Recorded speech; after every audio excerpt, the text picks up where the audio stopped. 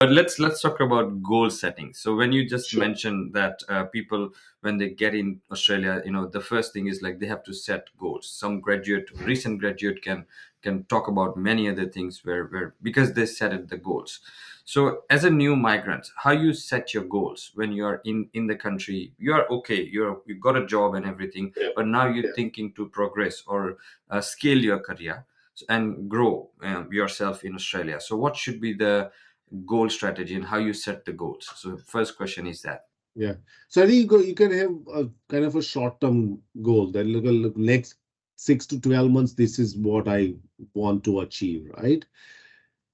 Beyond that, I think it's very difficult in my view to have, or then you can have a 10-15 year goal or something that, let's say that I want to have a business that makes $1 million, for example, right? Down the line in 5 years or something. But my view is that the goal setting philosophy is also meant that you are considering everything outside of it will also remain exactly the same, that the outside factors do not change. I think we need to have a malleable strategy. That means that I will check what goes on. I can predict for next 6 months. Who, like when we went to India in February of 2020, we did not know that we will only return after 3 months. Right. How many of us planned 2020 in a grander scale, and how many of us could not? We were not, right? Now there are so many external factors that play the part in that, and you don't want to be disappointed as well.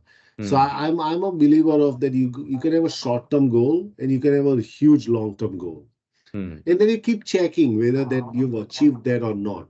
A lot of people work different. A lot of people write their goals somewhere and then they measure. That also is fine. There is no right or the wrong strategy, Krunal, here. Whatever works for you. If it is, look, if it ain't broke, don't fix it. There's nothing else. That's what I would say. If it isn't broken, don't fix it. If the resume is working, don't change it. Yeah. If your strategy is working, don't change it. Exactly. Very, very deep. Thank you.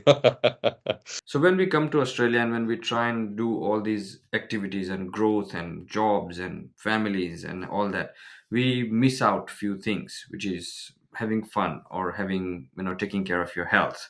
So what's your take on that? Absolutely. I think, in the doodle that I drew, there's one thing what we call that we got to change our language from work-life balance, if that's what you are kind of alluding to work-life blend. That we don't balance, we can never achieve balance. It's difficult. And balance itself meant that you're walking on a very tight rope. I think integration or blend, that I'm going to have a work-life blend. That means the blend looks different every day. It's not the same every day. Right. It's like you wake up and you want to have a strawberry smoothie, and day after that you say mango smoothie, right? So you have different blend altogether. So you make sure that you have work-life blend rather than work-life balance. It's incredibly important.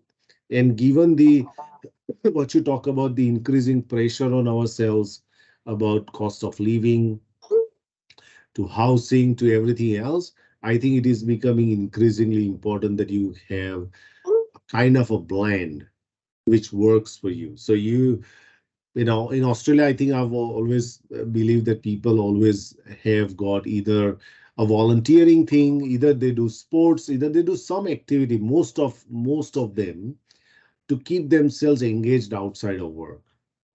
Either they are part of a school council or something where they go and attend the meeting every month, or either they go and volunteer at a local community house, or they are going to soup kitchen, or they go and play soccer every week.